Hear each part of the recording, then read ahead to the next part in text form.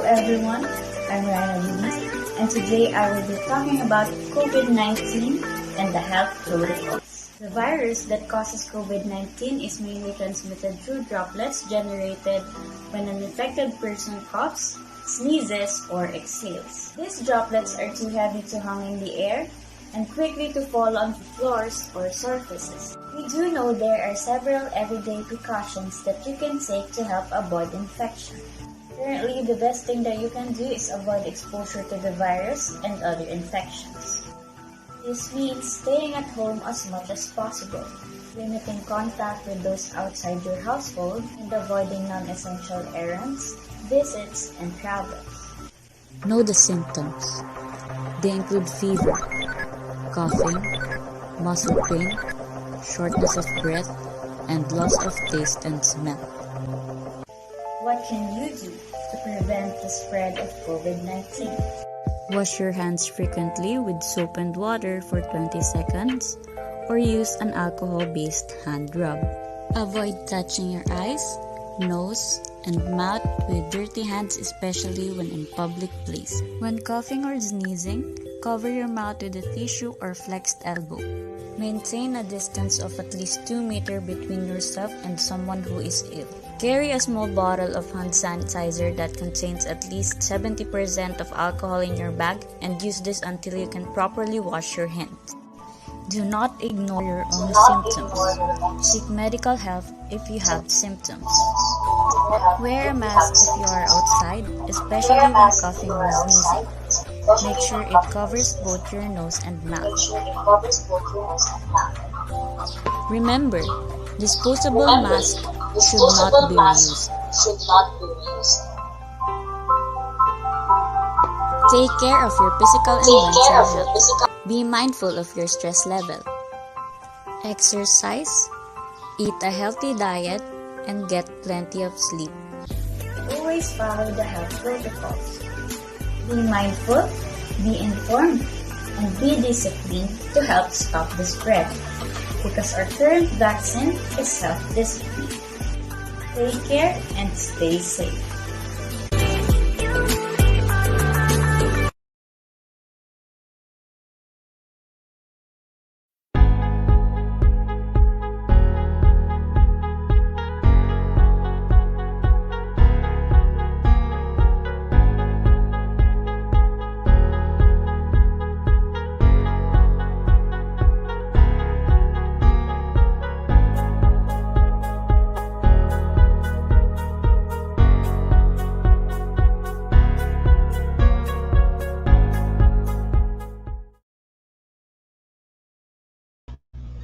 Hi guys, good morning and also good evening sa mga nasa ibang bansa, especially nasa US. So again, is Dave Lee Haute Couture, fashion designer and a proud member of Fashion Designers Association of the Philippines, and welcome to my blog.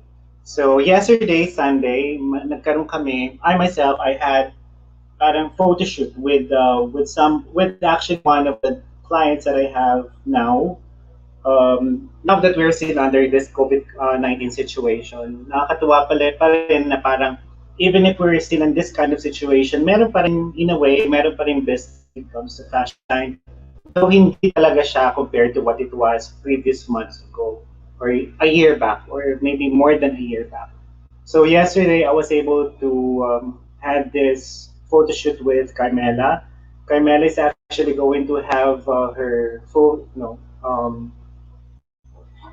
debut sa August next month.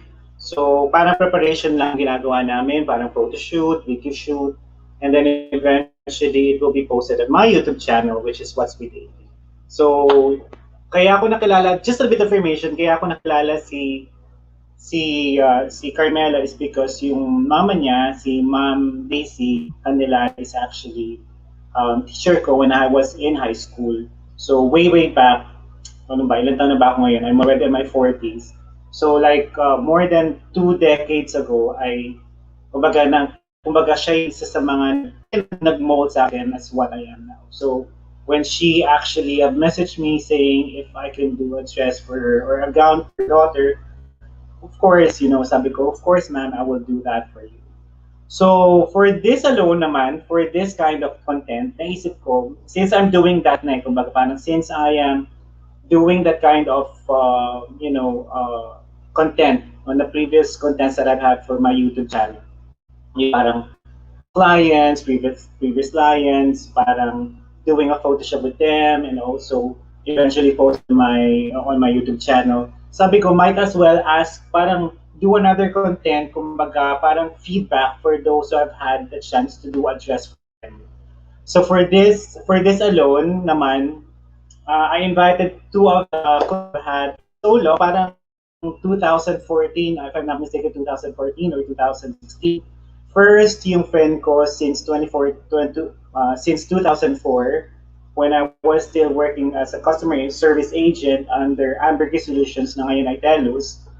I invited her. She's a good friend of mine, and the other one is actually a good friend of hers. So she was the one who referred me naman dun sa na gumawa ng gown, let's say parang miniskirt gown for her for her wedding.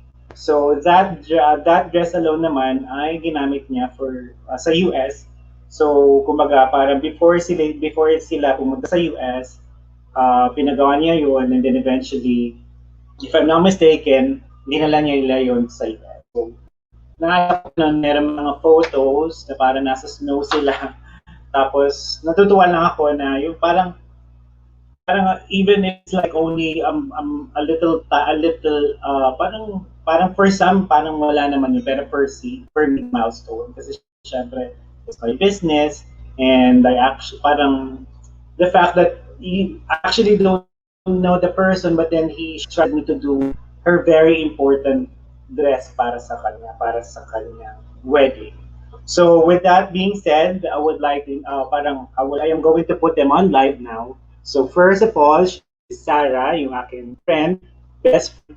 Parang seldom for us to see each other actually, or even converse over Facebook. Pero pag yung nung in-invite ko siya, sabi niya, okay, go, let's go. And then eventually we did a group chat dun sa friend niya, si Ma'am Donabel. So now they're here. I'm going to put them on live. So let's welcome them.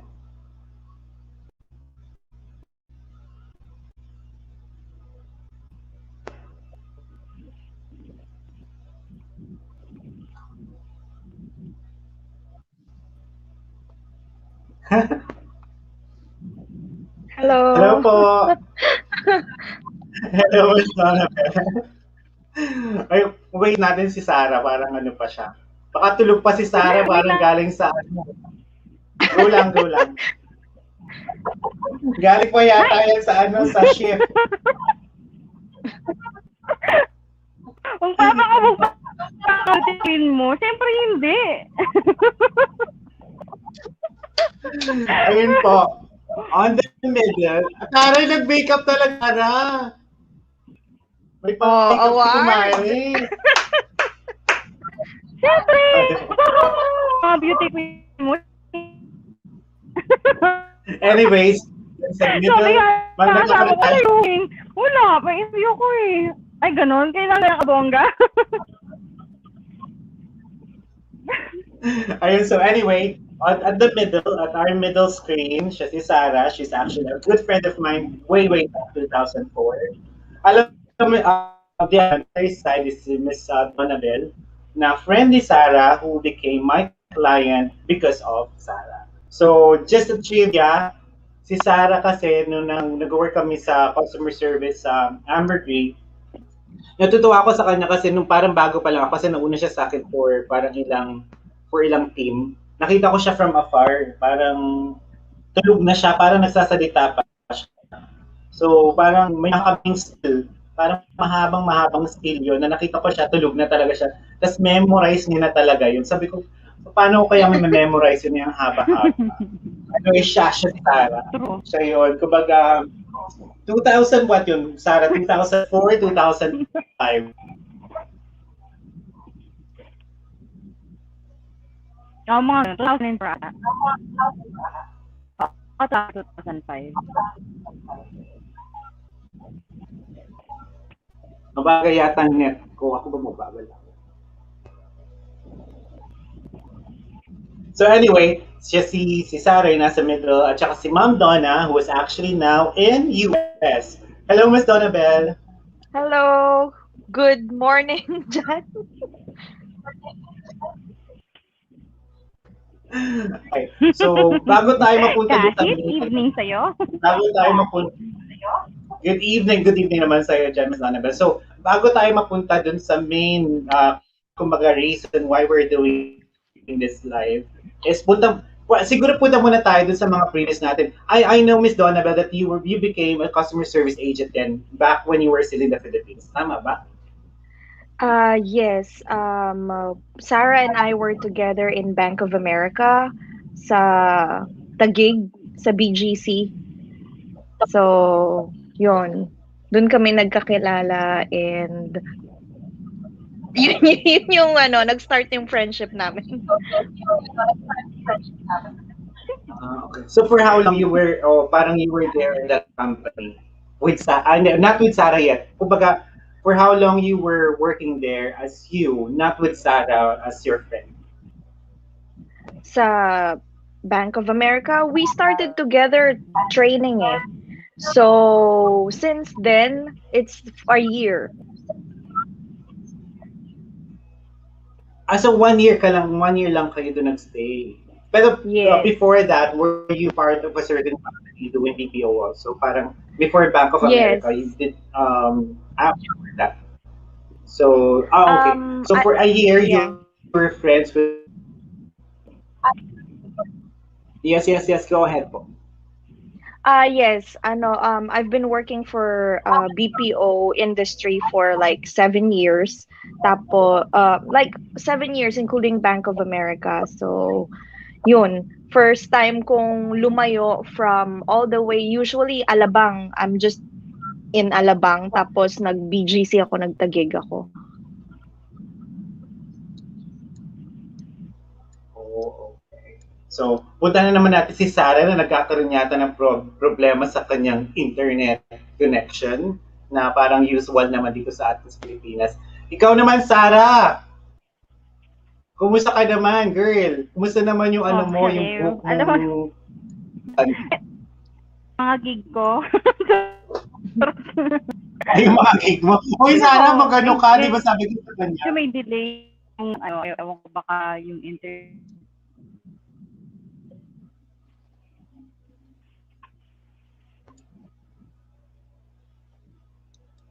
Sorry, I didn't hear that. Ayun, anyway, parang mabagal. Anyway, that's fine. So, ikaw, Sarah naman. So, how long are you now doing this parang work as customer service agent? You're still with parang BPO, di ba? Yes. Di ba, when we started yun from 2004, magka-wave tayo, di ba? Magkama tayo sa org. Yes. Hindi ko na matanda ako wave tayo. Ayun. Since then, up until now, I still work with the BPO industry. Pero, paano yung situation? Syempre, di ba, parang we're still under this kind of situation, panic. So, COVID. Paano yung protocol? So, paano yung pumapasok kayo? Are you working at home? Or how is it now?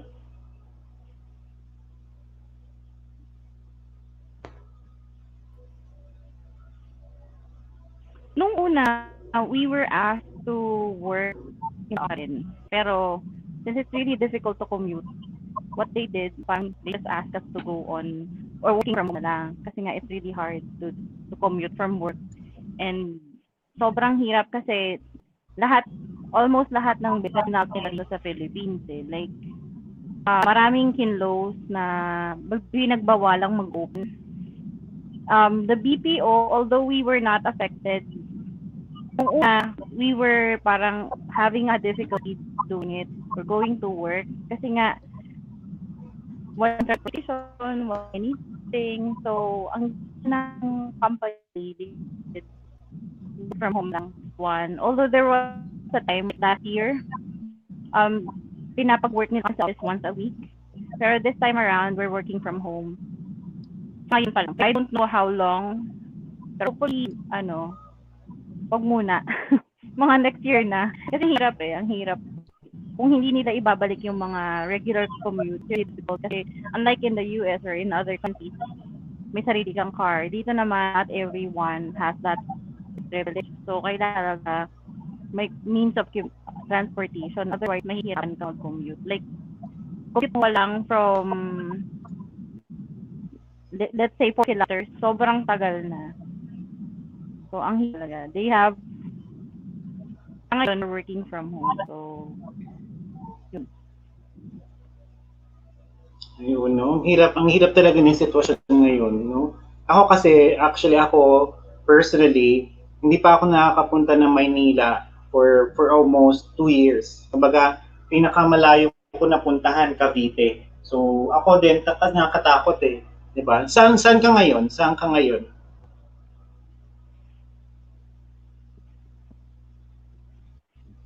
Nakakabiti na ako. So, sobrang, may talagang magbabalik kami ng Taguig din pag walang sanpo.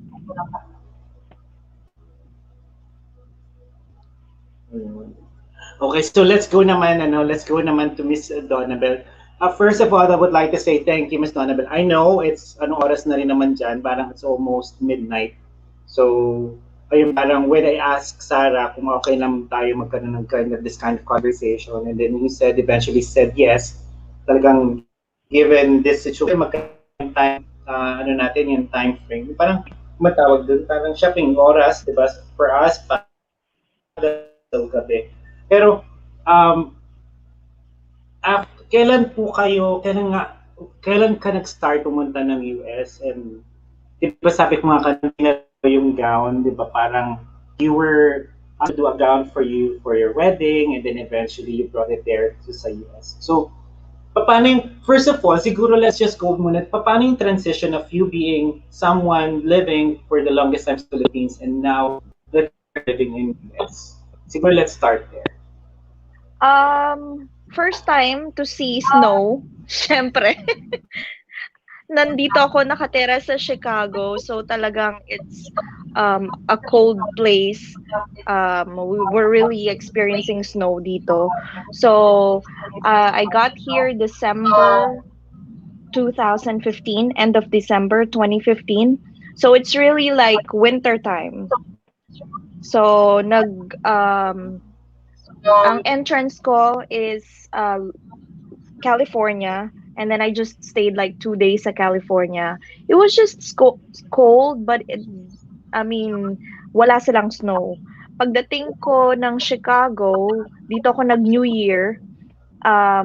Yun, talaga, white Christmas ba or white New Year. Dun ko first time kong makakita ng snow, and syempre ka lang, sa bahay ka lang kasi wala pa akong work. I have to apply for my work authorization or work permit.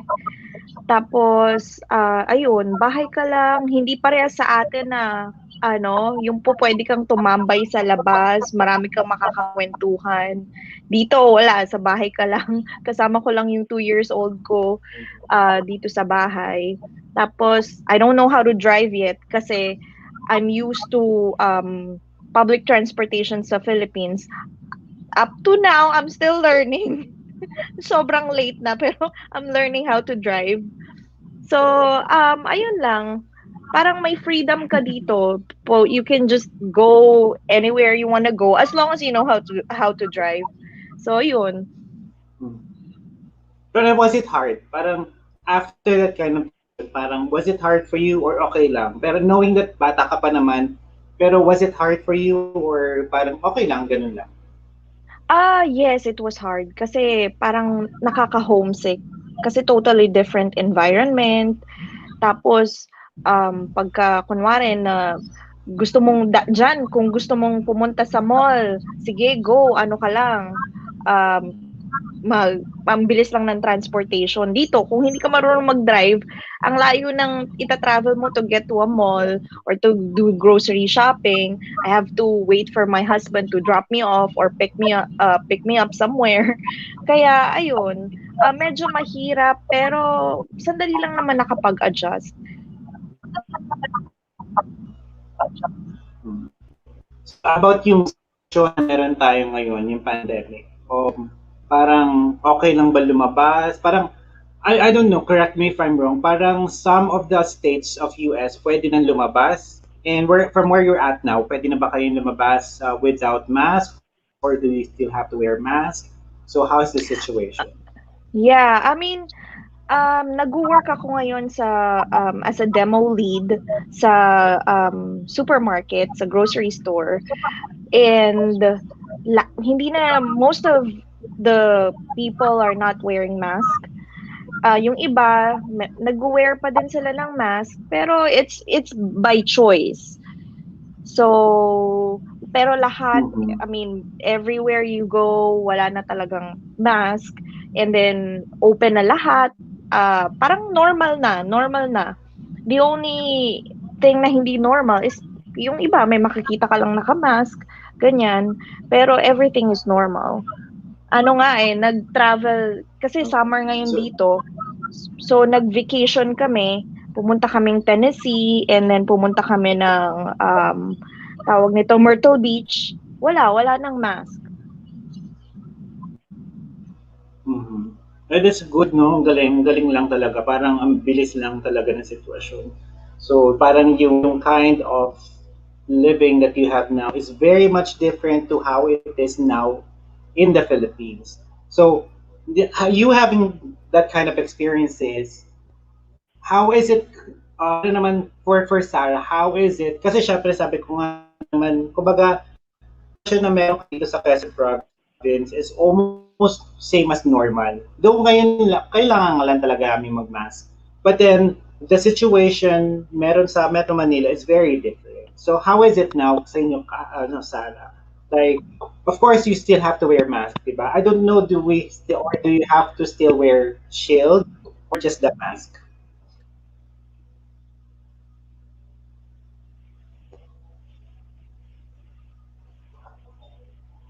Well, parang ganun na tayo pandemic has mas maluwag lang yun. Kami ng establishments natin. Almost normal din, pero mahirap pa rin mag-commute kasi tulad ng dati na ang daming abol. Ngayon, hindi na ganun. Tapos, parang short na rin yung mga hours of businesses, like yung mga mall, ano. Although hindi na ako masyadong apektado, hindi don't go out. Sobrang palengke lang, tapos uwi na yun lang. Wala na akong ibang pinupuntahan. Pero yung overall, medyo hirap pa rin kasi we have to wear kahit sa parang Manila rin kasi hindi probinsya na talagang hindi lang na dito.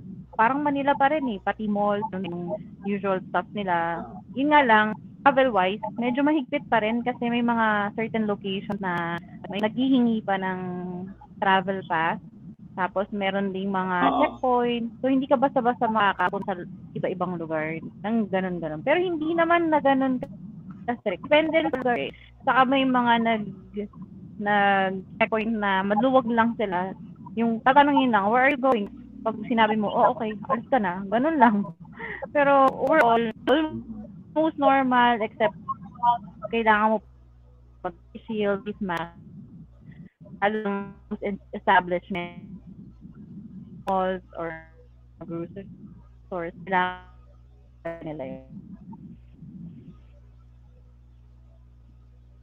Saka not everyone is vaccinated pa. So, like dito sa Manila, ang my schedule, hindi pa siya na-announce ng company. So, I don't know when. Sa Cavite naman, it's difficult to get a schedule kasi kailangan mo mag-antay ng schedule online.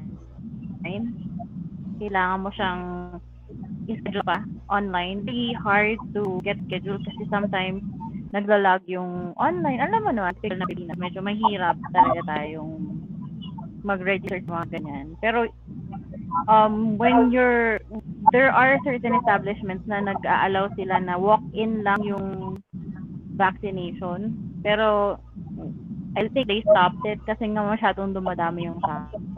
tao. So, I don't know yung kalakaran ng pag meron ng company, they will feel it.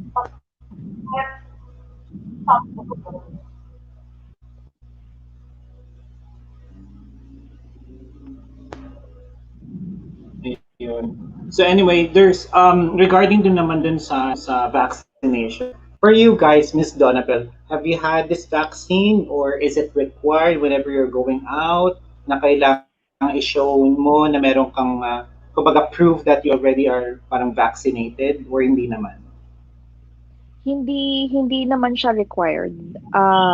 So yung mga hindi nga nagma-mask dito, I don't know if they're already vaccinated, pero hindi siya required. And I don't know with kung if you're gonna travel by plane, hindi ko pa na-try if they are asking for it, but I don't think so. Kasi I think pag lumipad ka, you're still required to wear mask. So anyway, on our next, kumbaga, we are going to have like a few, just like what I did, parang may few, muna videos, a video clip. So when we go back, that is when we're going to talk about the experience they've had, where my designs, okay? So it's for a while.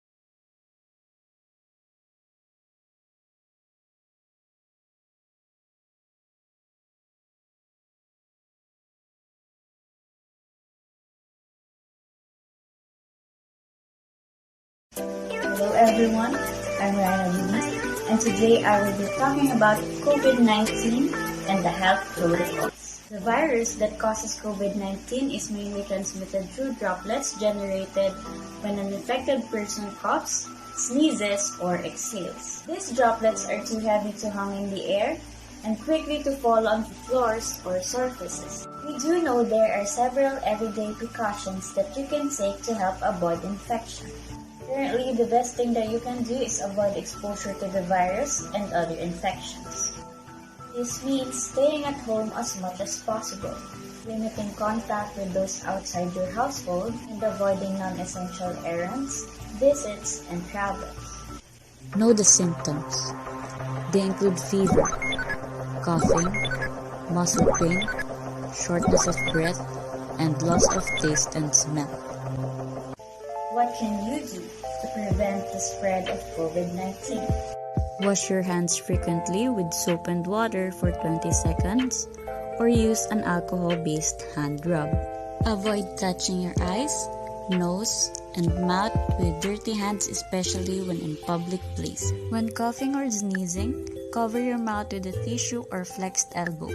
Maintain a distance of at least 2 meters between yourself and someone who is ill. Carry a small bottle of hand sanitizer that contains at least 70% of alcohol in your bag and use this until you can properly wash your hands. Do not ignore your own symptoms. Seek medical help if you have symptoms. Wear a mask if you are outside, especially when coughing or sneezing. Make sure it covers both your nose and mouth. Remember, disposable masks should not be reused. Take care of your physical and mental health. Be mindful of your stress level. Exercise, eat a healthy diet, and get plenty of sleep. Always follow the health protocols. Be mindful, be informed, and be disciplined to help stop the spread. Because our current vaccine is self-discipline. Take care and stay safe.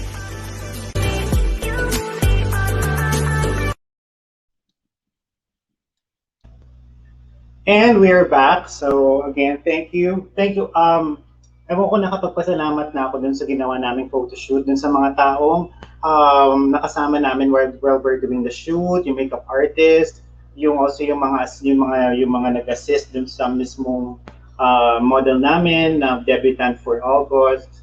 And also do sa driver ni ma'am, thank you so much. And also thank you once again to you all. So now we already have talked about yung mga COVID protocols back here in the Philippines and also in the US. So we're going to talk about naman dun sa experience that I've had when it comes of parang yung wearing my own design, because I've been having this business for quite some time already, because I was once working in Dubai for 7 years as a fashion designer. Back before that was after I was working as a customer service agent. Kumbaga, for like 2 or 3 no 2 years, no 3 years pala, 2004 until 2007. So after that, I went to Dubai for 7 years, and kumbaga yun yung naging connection namin ni Sarah, because that's why din nagkaroon kami ng chance to be friends with me and Sarah, because we were parang in the same parang boarding house with some of my friends also. We became friends and office mates. So now naman, we're going to talk about yung experience that I've had, parang wearing wearing my own creation.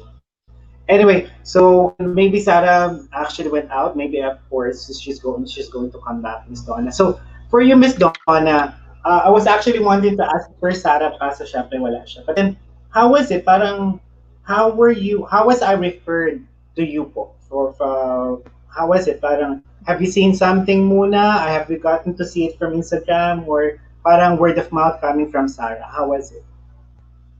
It was actually a word of mouth. Tapos, she showed me some pictures and she told me stories about you working together before, and pinakita niya sa akin yung mga designs mo when you were working sa Dubai. So, since parang short lang yun eh, parang short request lang yung sinabi ko sa iyo, and you were able to deliver. So, ayun.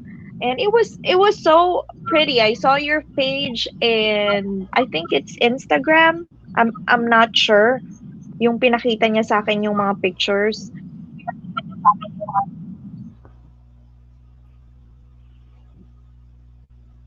Ayan. Ayan. And then what happened, Miss? Ayun, Sarah. We already talked about the experiences. Isa lang damit experiences.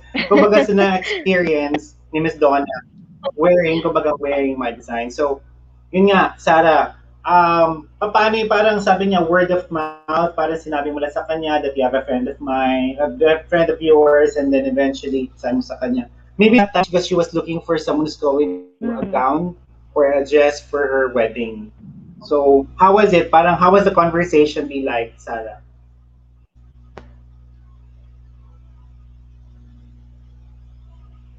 In, di ba kasi I asked you to make one for me. Sabi ko, kaysa naman i-refer ko siya somewhere else, I wanna make sure na, syempre wedding niya yun, di ba? I want to make sure na maganda yung magkalalabasan ng isusuot for wedding. Kahit simple lang yung wedding na gusto niyang mangyari.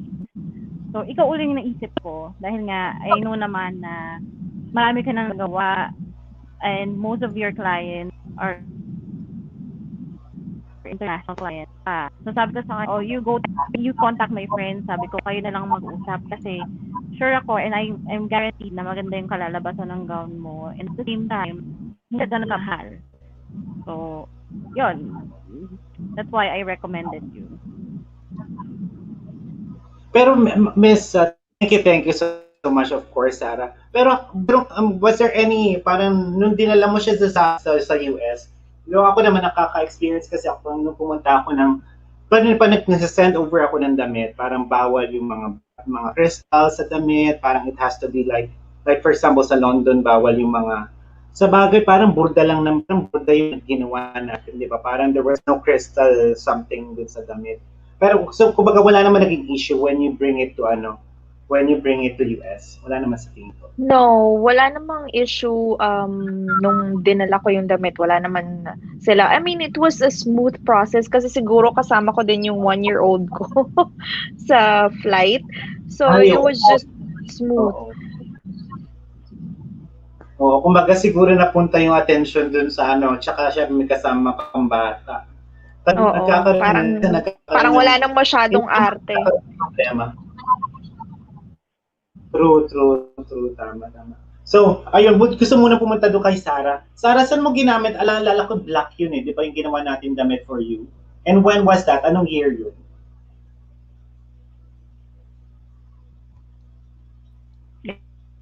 Yes. Pero it was Christmas party. Natawa nga kasi sobrang simple lang nung Christmas party. Like, there's anything black. So sabi ko, sige. Tapos yung pinagawa ko pa sa'yo, it was really fun. So when I entered the room, nag-go, okay, mayroon ka pa talaga munta. Tawang sila sa akin kasi nga, alam mo yun, parang lahat sila nakasimpleng itim lang, tapos nakadress lang, ganyan. Tapos ako pagpasok ko, tapos mayroon pa siyang tail. So sabi ko, okay, gan, entrance ko. Eh, alam ko naman kasing kayang-kaya mo ko ikaw pa ba doon. Pero parang anong hotel yun? Saan ginawa?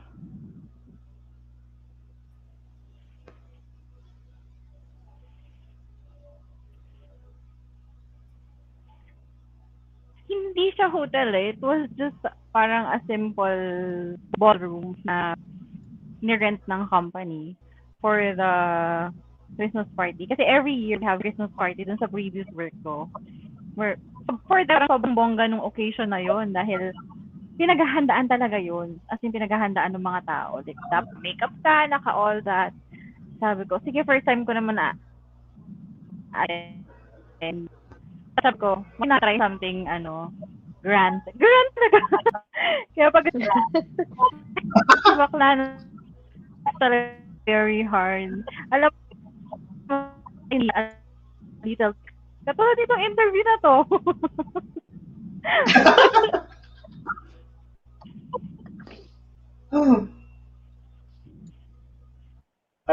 So, actually wala naman masyado tayong pag-uusapan doon sa damit. Parang I know parang it's a quick thing eh. Alam mo yung parang compared to others, parang may fitting, may kung ano-ano pupunta dito, parang for us parang very short lang naman talaga yung kumbaga yung proseso ng paggawa ng damit until the time na nakuha niyo ng damit. Of course, one thing na kaya ko ginagawa to is first for me to know, kumbaga kung ano man masasabi, ano yung feedback. Kasi sometimes hindi mo na alam, after na suot nila, wala na, hindi na, alam mo yung parang hindi na, wala nang feedback coming from the client. At unless kilala mo talaga yung kliyente, like for example, pinsan mo or talagang malapit sa'yo. Kasi for the two of you, kasi syempre, hindi naman tayo nakikita ng personal eh, through this alone. Like for us, Sarah, di ba parang nagtutalk naman tayo over Facebook, ganun lang.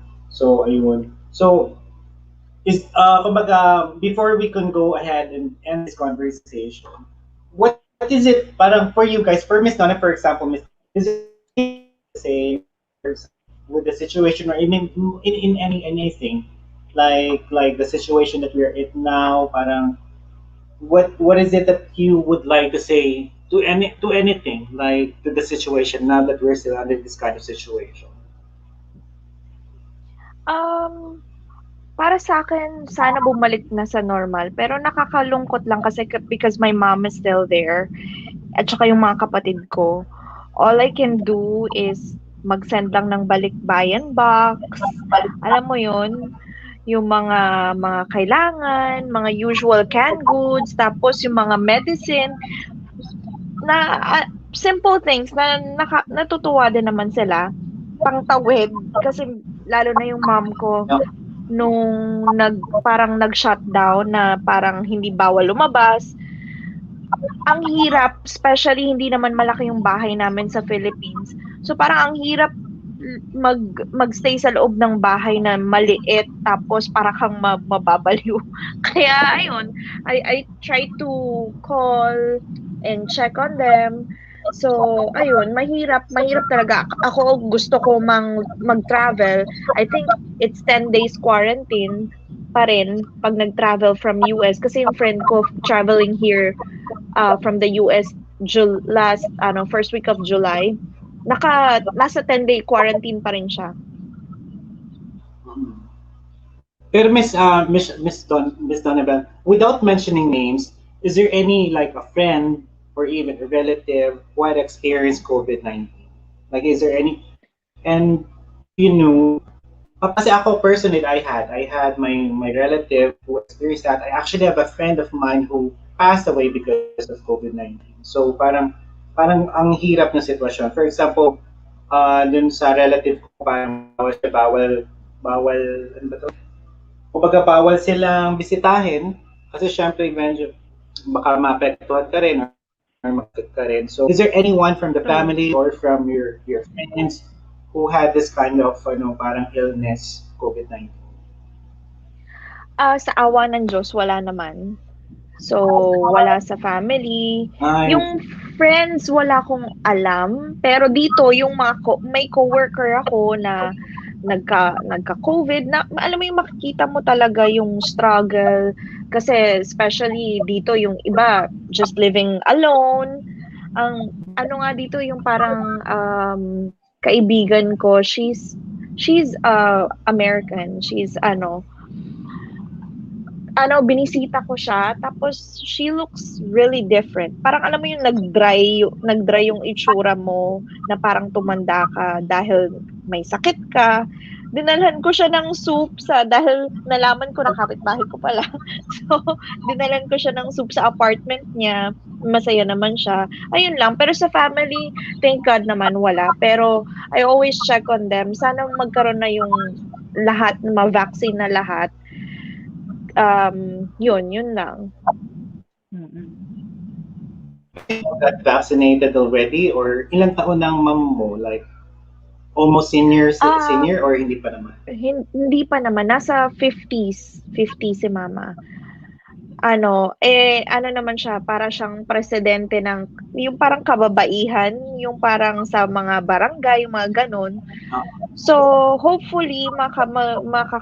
makakapag-vaccine na siya. So, pero I think usual na binibigay is Sinovac. Pero I think all the vaccines are mm. okay as long as you get vaccinated, napaka-importante.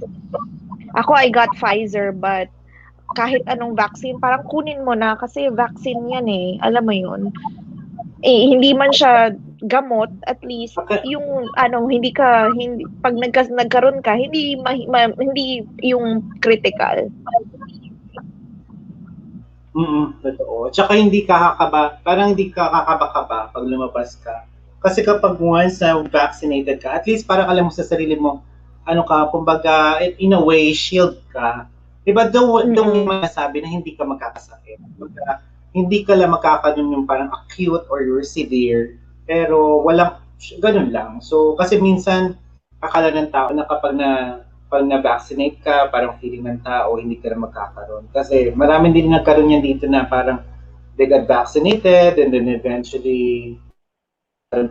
Nagkaroon. So, you know why I'm asking yung nagkaroon. So, one thing why kung inask yun, I don't know, Sarah, if you knew that one of our colleagues or office mates, way back, nagkaroon yun and nawala siya because of that. But I don't know if she actually a good friend of yours or parang office mate lang siya Oh. natin and I actually saw it sa Facebook. So, of course, we don't have to say the name. It's just something private. But Mm-mm. then, parang, because of that, alam mo yun, parang because of the situation, parang napakabata pa nun and nawala na. So, ano lang yun, kumbaga, siguro, though hindi mo naman pwedeng sabing hindi Mm-mm. nag-ingat, minsan kasi kahit nag-ingat ka, ganun pa rin. Kasi just like nangyari sa relative ko, ingat na ingat and nagkaroon. And some of yung mga neighbor ko dito, nung nagkaroon sila, some of them passed away, parang alam mo yung mga ganun. So anyway, I hope, and ikaw, Sarah, is there anyone from your friends or from the family without again mentioning anyone? And how was the experience if you had that kind of thing with sa family or friends mo? Yung brother ko, very recently lang, nakabas na lang ng quarantine kasi nga Actually, was having a hard time breathing. Tapos, nagpa-test kasi nga, pumapasok sila sa office. Tapos nagpa-test siya, positive, and pati yung asawa niya. Thankfully, yung mga kids, hindi nahawa. Pero it's still a struggle for them kasi hindi naman ganun, di ba naman dito sa Pilipinas, hindi naman ganun kalaki ang mga bahay. And yung house nila, although they have their own room, syempre medyo, ano pa rin, nakakatakot pa rin for the children. Kasi, kahit malakas yung immune system nila, hindi mo rin masasabi, di ba? So, dalawa silang mag-asawang nag-positive. Yung kuya ko, nagpadala sa quarantine facility. Tapos yung sister-in-law ko, wala, sa bahay lang siya. Pero sobrang ingat nun. Like, one time, parang, last year, nagkaroon siya ng ka-office mate na may COVID. At hindi siya pumupunta or hindi siya lumalabas ng bahay para if airman na nag-positive sa and kasi mga parents ko, senior na, medyo kakahawa sila eh. Siyempre, medyo mababa na yung system nila. And all. Kaya yung kuya ko sobrang ingat nun. Pero surprisingly, karoon pa rin siya ng COVID. So, medyo na-alarma kami kasi sabi niya sa amin, ang unang nararamdaman niya, nahihirapan siyang huminga. So, hindi na lang sa quarantine facility. Ayun, medyo matagal siya dun eh. Parang nasa 15 days lang. Wala nang gawa sa kanila. Parang pinapakang sila maayos, immune na. Pero doon naman daw talagang medication. So talagang immune system mo lang yung laban dun sa virus. Ayun.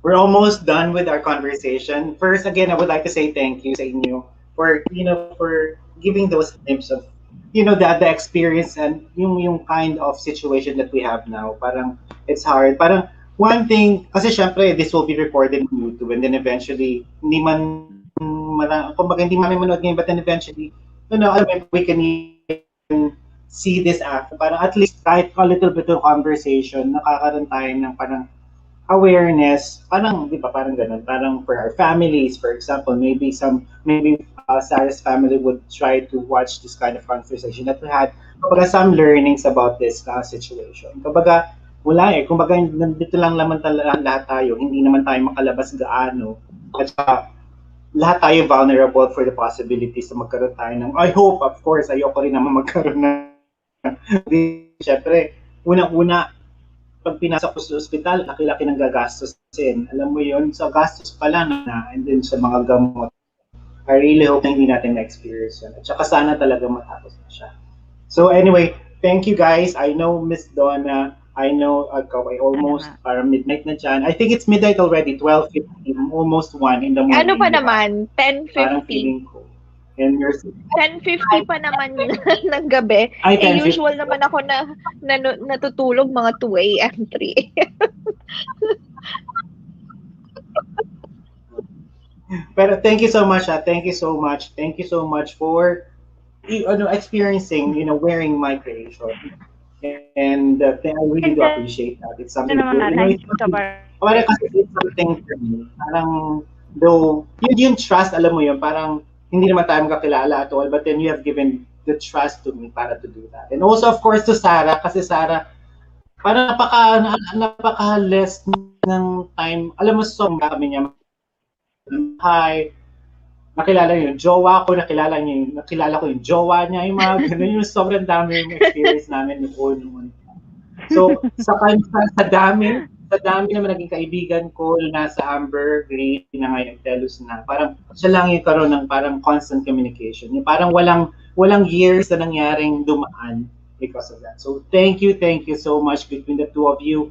And of course, parang still be safe, alam mo yun, because we're still in this situation. Sabi nga parang yung Delta something, parang Delta something na galing sa India, parang nagkaroon ng Pinas. I hope yung Delta variant meron na sa Pinas, and I hope talagang parang yun ba, parang we still have to be very careful with whatever we do every single day, every single minute of our life.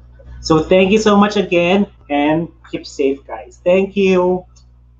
Thank you. Thank you. Good night, Donna. Good night.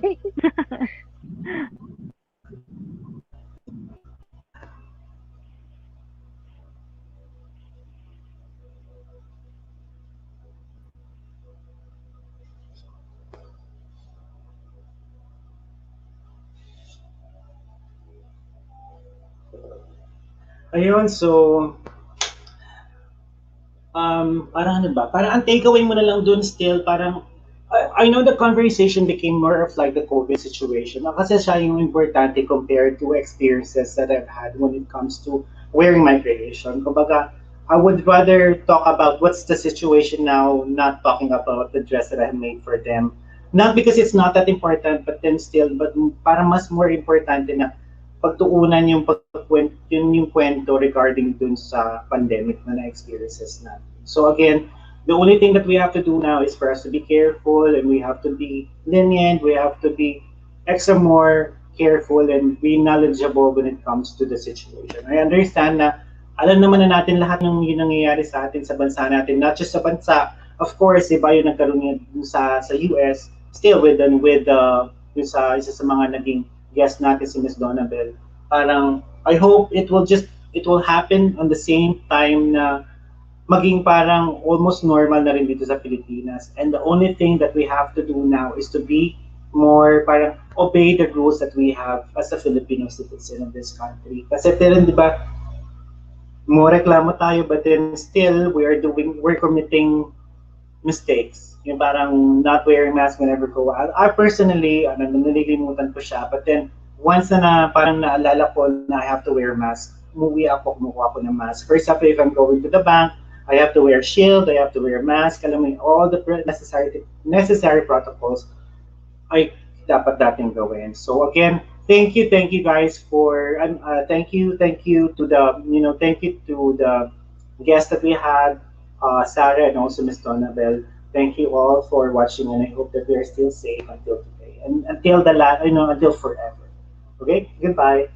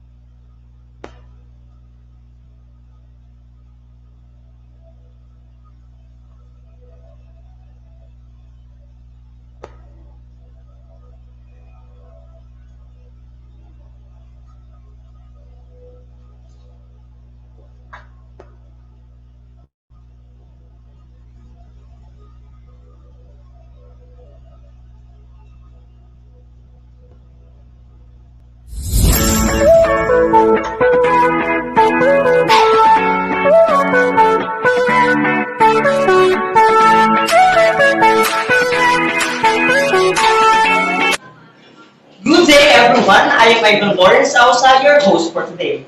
And now I am here at Quarantine House with the aspiring ambassadresses from Sundress for DAVE LEE Haute Couture.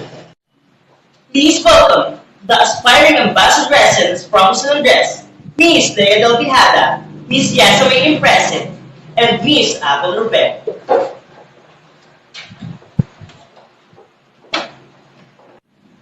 Magandang araw mga binibini. Magandang araw. Kumusta naman kayo? Okay lang. Ako okay lang kasi kasama ko itong magagandang nilang Enjoy. Ako okay lang din. Busy sa paghahanda para sa photoshoot. I'm good din. Napakaganda naman pala ng mga binibini mula sa bayan ng San Andres. Salamat. Pero sa pagkakaalam ko, limang ambassadress ang nakuha mula sa bayan ng San Andres, pero parang 3 lang kayo na nakadalo sa ating interview. Yes po. Gawa namin yung dalawa po kasi, si Kayla at saka si John Richmond. Online. Nag-online class sila. Yun naman pala, so kahit pa paano, kayong tatlo nag-attend kayo dito. Maraming salamat sa pag-phone sa pag-imbita namin sa inyo dito sa araw na ito.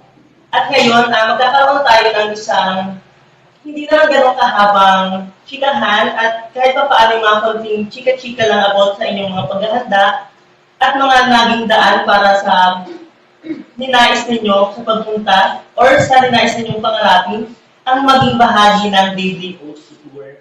Ms. Del Tejada, sino ba yung naging naging inspirasyon mo para sumali sa DAVE LEE Haute Couture? Actually po talaga, pahabol lang po talaga ako. Nakita ko lang po si Miss Apple na nag-post. Tapos sabi ko sa sarili ko na,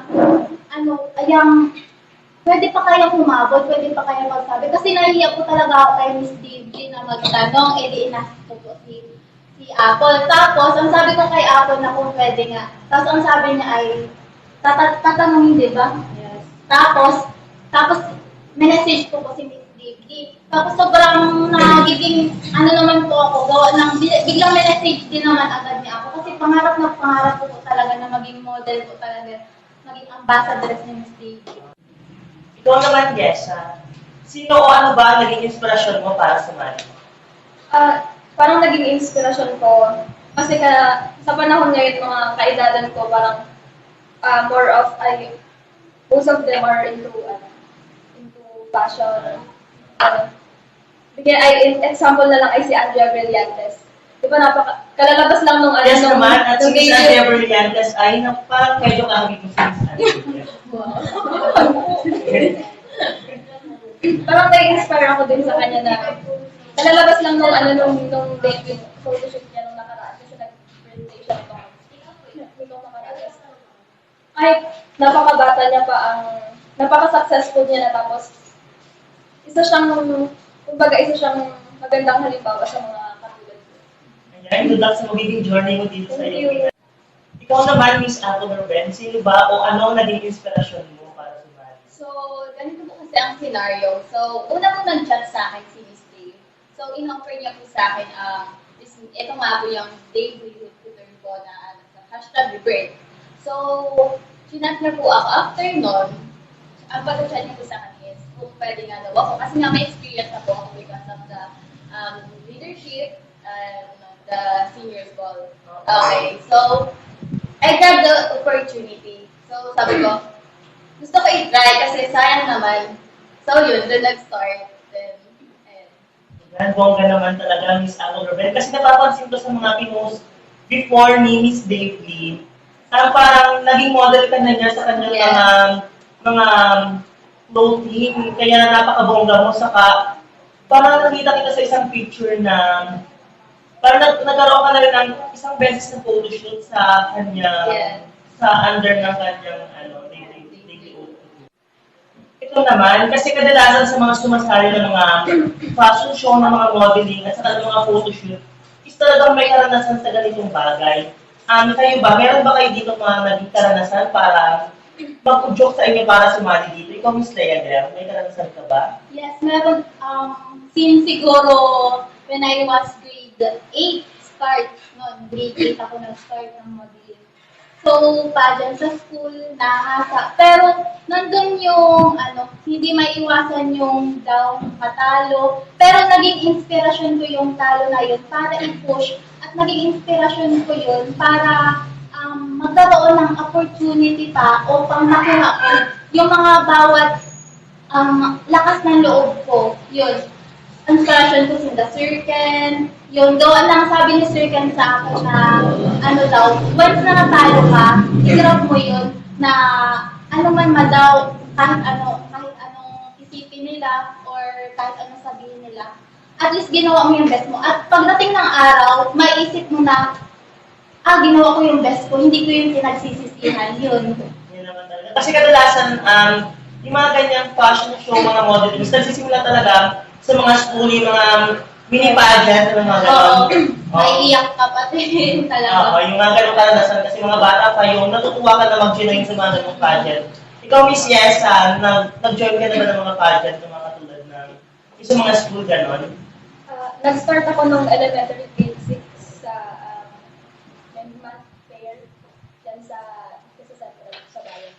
Tapos, kasunod nun, sa sitio namin, meron kami naging pageant din. Na, yun. Tapos, pangatlo is grade 8 ako. Parang sa 8 yun, sa 8 yun. Tapos, grade 9 sa ingrams. Tapos, yun, parang nagustuhan ko na parang naging, naisa puso ko na yung mga gawain ko yun. Parang ang ganda. Parang, ang saya. Ikaw naman kanya, Miss Ato Robin. May experience na rin po ako. Ito lang po lang, grade 12 lang po ako. Una kong inano is yung leadership po. Tapos po, nung grade 11 din po ako sa senior high, yun po ako na. So yun po, ang nararamdaman ko, nag-enjoy lang ako. Na-enjoy ko lang po yung day na yun or yung night na yun. Talaga naman palang may mga karanasan ng mga binibini mula sa bayan ng San Andres. Ang mga ambassadors na ito ay talagang nakaranas ng mga pageant kaya naman wish na wish sila dito. Kaya girls, sana'y makuha ninyo ang